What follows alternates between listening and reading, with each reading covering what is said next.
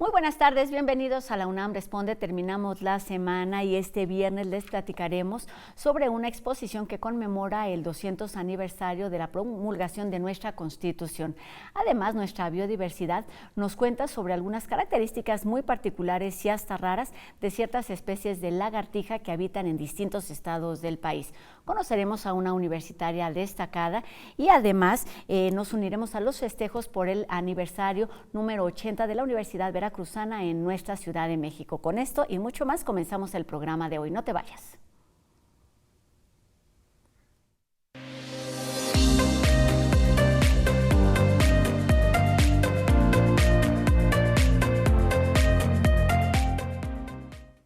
Se cumplen 200 años de la promulgación de la Constitución que ocurrió el 4 de octubre de 1824 y bueno, con el interés de revisar nuestra historia a partir de este documento fundacional de México como un país independiente, el Museo de las Constituciones abre sus puertas y también espacios a la exposición titulada Fundar una Nación 2, el Pacto Federal, de la que platicaremos esta tarde con Rosalba Mejía Albarrán, que cuenta con estudios de maestría en Historia y Museología y es la actual directora del Museo de las Constituciones, el MUCO de nuestra universidad. ¿Cómo estás, Rosalba? Bienvenida.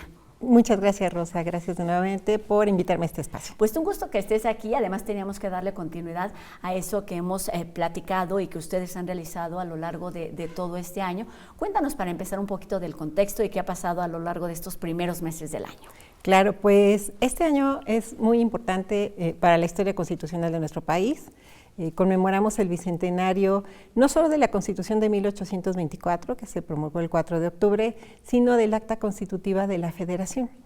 Les cuento un poquito la historia. ¿De qué va? ¿Cuál es la diferencia entre un documento y otro? En 1821 México declara su independencia y entonces para organizar sus instituciones de gobierno reúne a un Congreso Constituyente.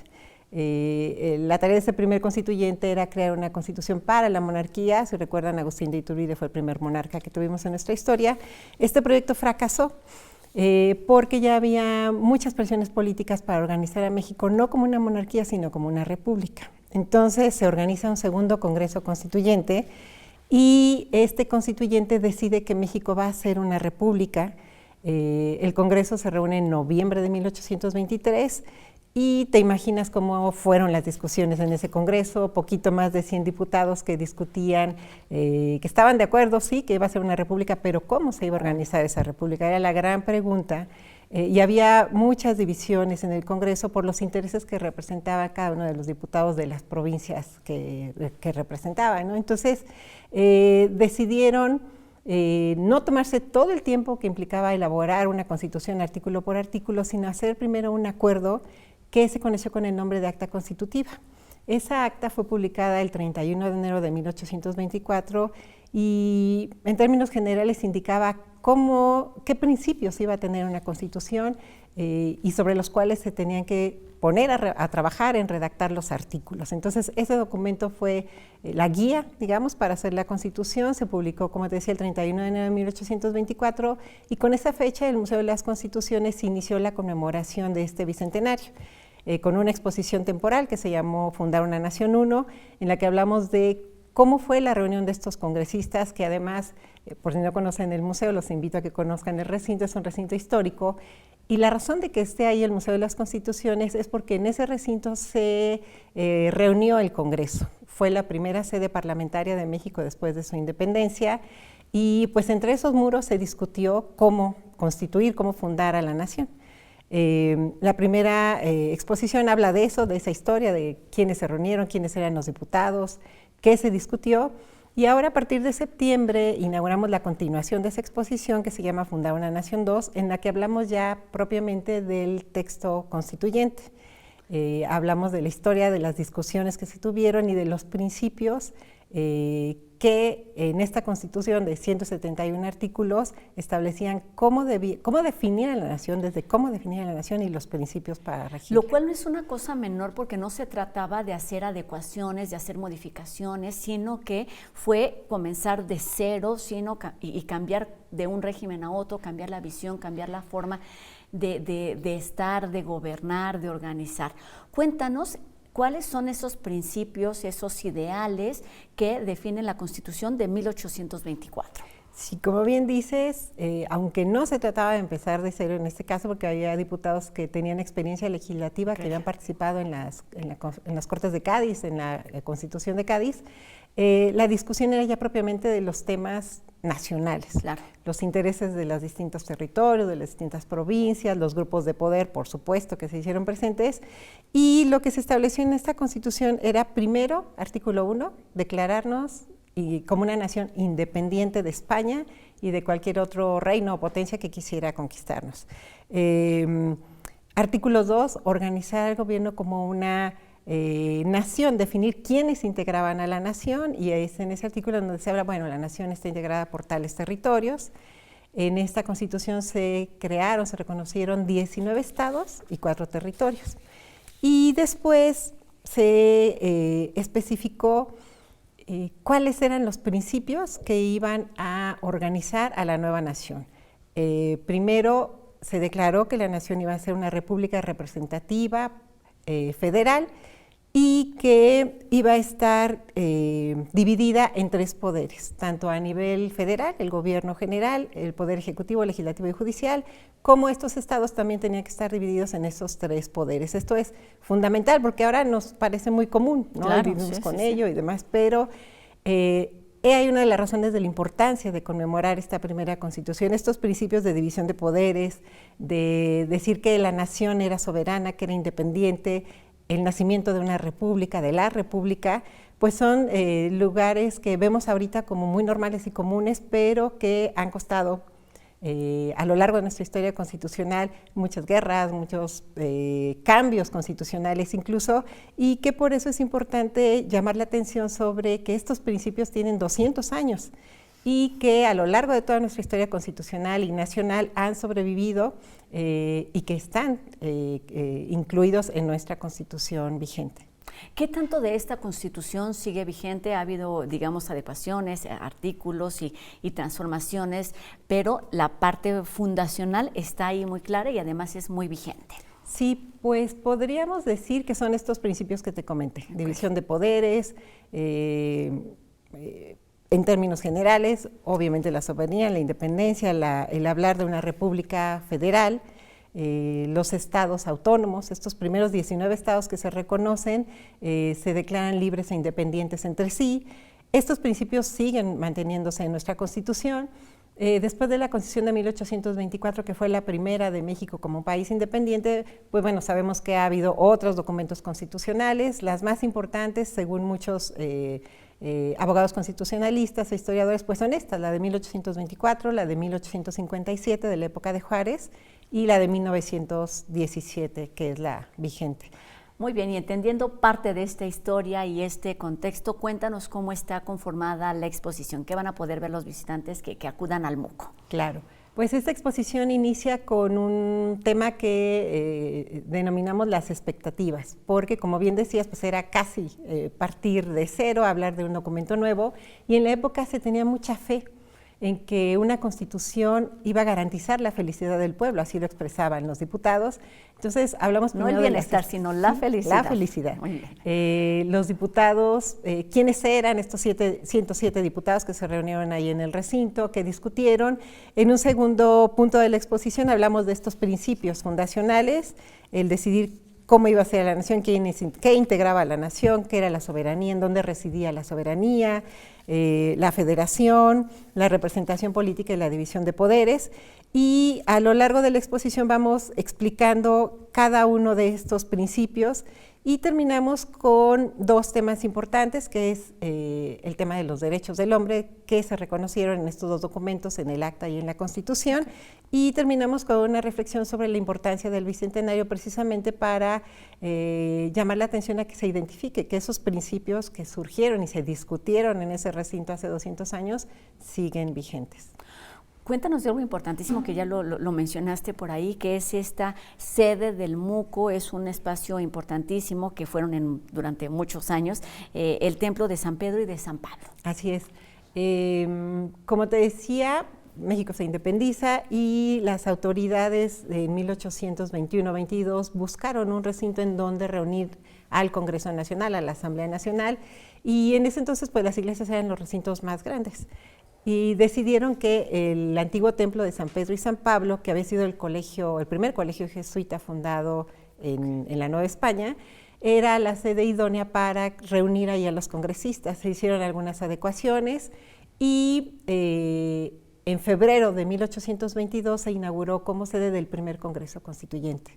El segundo Congreso Constituyente se reúne en noviembre de 1823, cierra sus sesiones en diciembre de 1824, una vez promulgada la Constitución y una vez realizada la toma de protesta, el juramento de Guadalupe Victoria como primer presidente, que esto ocurrió el 10 de diciembre de 1824, y a fines de ese mes cierra sesiones ese segundo constituyente, y durante otros 4 años este antiguo templo fue la sede del Poder Legislativo Nacional. Después se muda a Palacio Nacional. Pero en este tiempo pues fue el recinto en donde se discutieron estos principios fundacionales, porque no solo era crear una constitución, sino todo el aparato normativo para echarla a andar, digamos, ¿no? Entonces, para sustentar, que no se quedara en un documento, sino llevarlo a la práctica. Oye, en todo este proceso, digamos, de aplicación, de construcción, ¿qué lugar, qué papel jugaba la Iglesia? Pues mira, recordemos que veníamos de un periodo de virreinato en el que estábamos gobernados éramos parte de la monarquía española, la religión era la religión de Estado. De hecho, incluso los proyectos de constitución de Morelos, por ejemplo, estos primeros insurgentes incluían como uno de los principios para organizar al Estado, hablar de que la nación era una nación católica, y se mantenía este principio de religión de Estado. De hecho, en la misma Constitución de 1824 se le da esa importancia a la religión católica porque era un elemento de unidad también. Claro. Y pues bueno, el templo ya no funcionaba como iglesia, era un templo que estaba abandonado, por eso se decidió escoger este recinto como espacio para establecer al legislativo. Oye, y a lo largo de todo este tiempo, pues han tenido diferentes actividades para complementar, digamos, el recorrido a la exposición, y próximamente están pensando, planeando ya en un coloquio. Cuéntanos. Sí, pues para celebrar este bicentenario hemos realizado alrededor de 24 actividades. La exposición termina el 13 de diciembre y todos los fines de semana, sábados y domingos, al mediodía tenemos unas mediaciones especiales con charlas breves sobre la exposición. Les invito a que nos visiten. Si me permite recordar la ubicación del museo, estamos en el Centro Histórico de la Ciudad de México, en la calle del Carmen, 31 esquina San Ildefonso, y la entrada es gratuita. Pueden visitar el recinto. Tenemos en la exposición unas litografías que recrean cómo estaba instalado el Congreso en esa época, para que se imaginen, ya estando en el espacio, cómo estaban acomodados los diputados, el lugar en el que fueron las discusiones, y que conozcan sobre esta primera Constitución. El horario del museo es de miércoles a domingo, de 10 de la mañana a 5 de la tarde. Y aparte de estas charlas en torno a la exposición, que son los fines de semana, hemos realizado varios coloquios y conferencias que pueden localizar en nuestras redes sociales. Les invito a que las consulten. Y derivado de este bicentenario de la Constitución del 24, vamos a iniciar el 21 de noviembre un coloquio que va a hablar de los primeros constitucionalismos en México. ¿Qué significa eso? Pues la Constitución del 24 se promulga, se crean 19 estados y se da no hay una indicación, el mandato es que cada estado va a ser libre, soberano e independiente entre sí, pero que tiene que redactar su propia constitución respetando lo que decía la Constitución Federal. Entonces estos 19 estados se dan a la tarea de reunir a sus congresos constituyentes, de elaborar sus primeras constituciones, y es un trabajo que toman esos estados y que va a durar varios años. La primera constitución del primer estado que promulga su constitución va a ser el estado de Jalisco, que fue en noviembre de 1824, por eso vamos a iniciar este mes, el día 21, un coloquio en el que vamos a repasar a lo largo de 12 mesas cómo fue la historia de esos estados, cómo fue que elaboraron su constitución y qué decía esa constitución en el marco de todo este federalismo establecido en la Constitución y que en la práctica tenía que ejercerse, por supuesto, a través de las constituciones de los estados.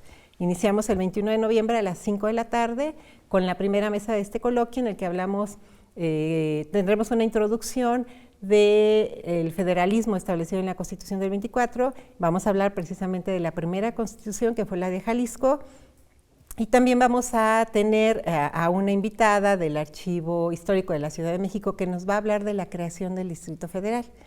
No solo se crearon 19 estados, sino que se decidió que la sede de los poderes federales tenía que estar en un espacio, y para ello fue creado el Distrito Federal como sede de estos poderes. Entonces, a lo largo de 12 meses vamos a ir revisando las constituciones de esos 19 estados. Pues seguramente un recorrido extraordinario que nos abrirá y nos dará muchas luces sobre lo que somos hoy a partir de estos momentos. Cuéntanos, tenemos muy poquito tiempo, ¿qué tipo de documentos podemos ver en la exposición? ¿Son originales, son réplicas? ¿Qué es lo que podemos ver los visitantes? Sí, tenemos una reproducción de la Constitución de 1824, y un libro en el que se reunieron todos los acuerdos y la legislación emitida por ese segundo Congreso Constituyente que se reunió ahí en el recinto.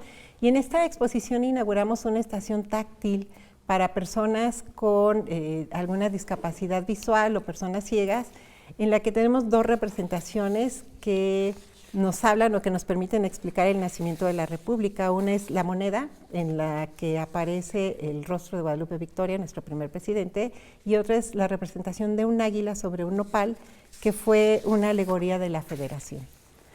Pues ahí están las diferentes alternativas, las opciones para conocer qué es eso que nos hizo un país independiente o cómo se comenzó a construir. Un recorrido importantísimo. Se trata de la segunda exposición del MUCO, Fundar una Nación, el Pacto Federal, que está abierto, como ya nos decías, de miércoles a domingo, allá en la esquina del Carmen con San Ildefonso. En verdad es muy fácil llegar y además es un paseo que se disfruta muchísimo. Vayamos al MUCO a conocer parte de nuestra historia.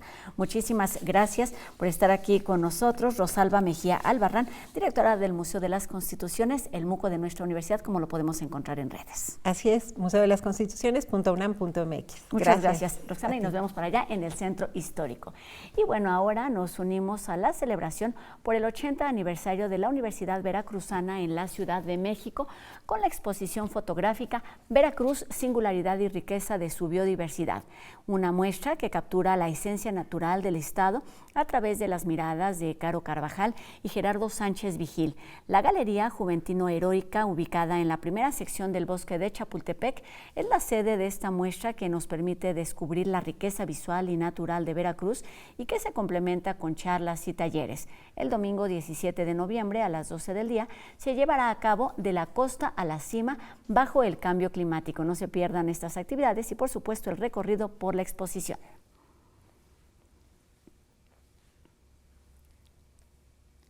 Aunque pueden confundirse con las serpientes, las lagartijas sin patas tienen características muy particulares y extraordinarias. Hoy nuestra biodiversidad nos cuenta sobre estas especies que podemos encontrar en estados como San Luis Potosí, Tamaulipas y Veracruz.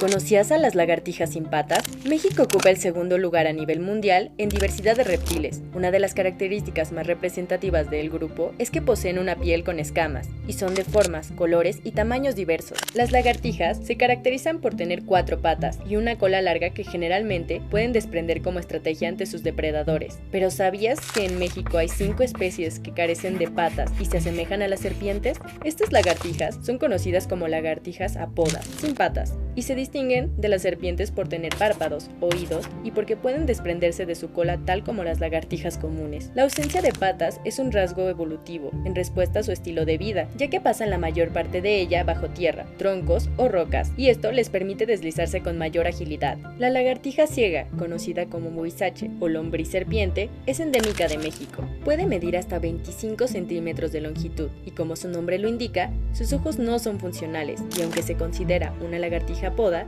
tiene 2 diminutas patas traseras atrofiadas. Se distribuye en los estados de Hidalgo, Oaxaca, Querétaro, San Luis Potosí, Tamaulipas y Veracruz. La lagartija de cristal de Cerón se distribuye en Veracruz, mientras que la lagartija de cristal de cuello plano habita en San Luis Potosí y Tamaulipas, Ambas especies son endémicas de México. Se les conoce como lagartijas de cristal, porque al desprender su cola, esta se divide en fragmentos pequeños, de manera similar a cuando un vidrio se rompe. La lagartija sin patas de Baja California habita exclusivamente en dunas costeras de Baja California y en las islas de San Jerónimo y San Martín, lo que la hace endémica del estado. Y la lagartija sin patas del sur de California se distribuye desde la costa del Pacífico del sur de California, Estados Unidos, hasta San Quintín en el noroeste de Baja California, y las islas Coronado y Todos Santos. Estas especies se caracterizan por tener la mandíbula inferior compuesta, adaptada para excavar y moverse similar a nadar entre la arena. Son pequeñas y vivíparas, es decir, que tienen de 2 a 4 crías totalmente desarrolladas.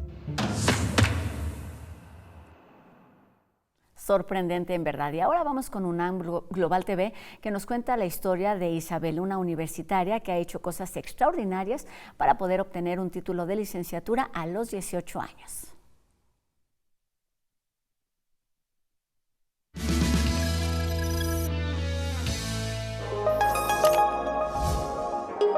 Ella es Isabel Espino. Isabel es una apasionada de los temas de ciberseguridad, amante de series de mafia y de correr, para escapar del estrés. Y con tan solo 18 años, está a solo 2 materias de graduarse como licenciada en Ciencias de la Computación en la UNAM. Toda la vida me ha gustado mucho el diseño, incluso yo quería ser arquitecta. Y luego estaba yo leyendo y descubrí que las ciencias de la computación no era solo programar, ¿no? Era diseñar algoritmos, diseñar lógicas de los programas, diseñar software. Entonces, en sí lo que hacen los científicos de la computación es mucho de diseño con las matemáticas, que era algo que a mí también me apasionaba mucho, además del diseño. Entonces fueron 2 pasiones mías que se combinaron en una carrera y fue cuando... Encontró su camino entre libros, proyectos y retos, siempre con la idea clara de a dónde quiere llegar. Su capacidad intelectual la destacó desde niña.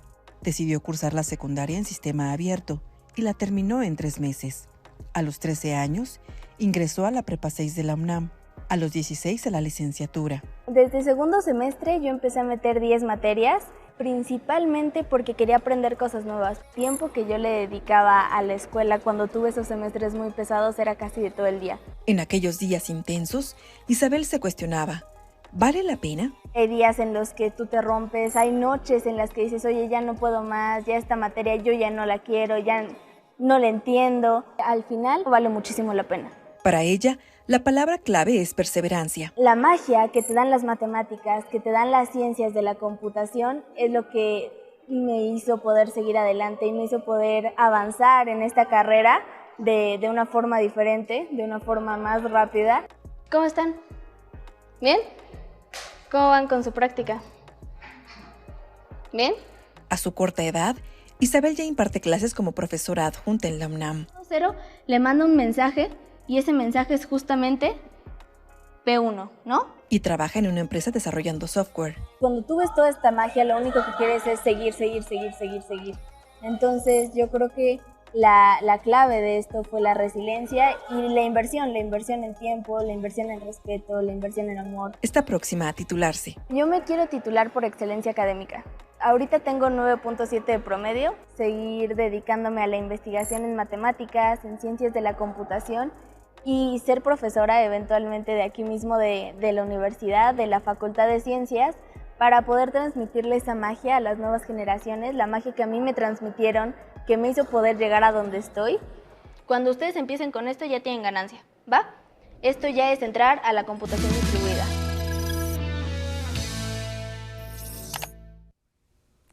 El resultado de distintas habilidades, pero también de muchos esfuerzos. Y con esto terminamos nuestro programa de hoy. Agradecemos a Adriana Rodríguez su participación en la interpretación de lengua de señas mexicana, que nos permite llegar a un público más amplio. Y a todos ustedes les recordamos que podemos seguir la conversación a través de nuestras redes sociales.